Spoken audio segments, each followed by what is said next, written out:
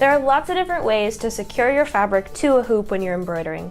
We're going to talk about two of the main ways. So there's the standard method of doing it, and then there's the hoopless method. So let's talk about the standard method first. This works really well for stable fabrics that don't scar very easily. So that would be like quilting weight wovens, home decor wovens, durable fabrics like that. Open the quick release lever and loosen the retaining screw. Then take the outer hoop and put it on a flat, hard surface like a table. Take your stabilizer and fabric and lay it down centered over the outer hoop. Then place the inner hoop over the fabric and push it down into the center of the outer hoop, loosening the screw if you need to get it open a little bit further. Make sure the fabric is smooth and taut in the hoop, and then close the quick release lever. Don't force the lever closed. If it's hard to snap shut, then loosen the retaining screw until you can snap it shut easily, and then tighten the screw back up to make the outer hoop nice and snug against the inner hoop. Hoopless embroidery sounds like a magical oxymoron, but it actually still uses the hoop. The fabric just floats on top of the stabilizer as opposed to being secured in between the inner and the outer hoop.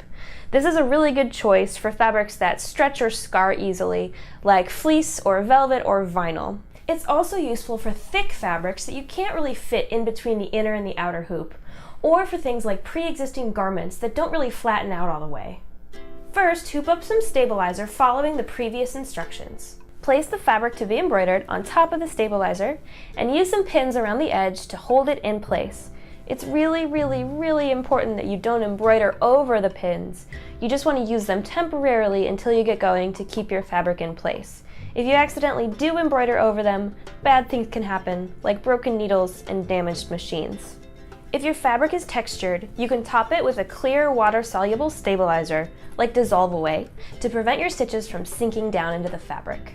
It's really helpful when you're doing hoopless embroidery to use the baste function. This will put a line of basting stitches around your embroidery area and help secure your fabric to the stabilizer so you can take the pins out. We'll go over the baste function more in the next episode.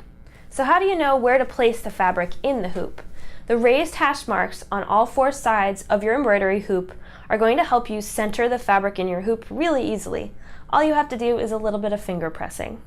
Just take the fabric that you're embroidering and fold it in half horizontally and vertically, finger pressing a crease along each center. If you don't want to or can't finger press your fabric, you could also use a ruler and a water-soluble marking tool to draw a line on each center.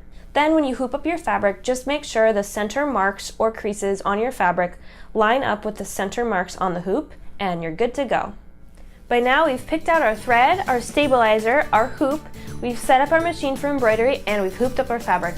So now we are ready to finally stitch something out. So that's what we're going to do in the next episode.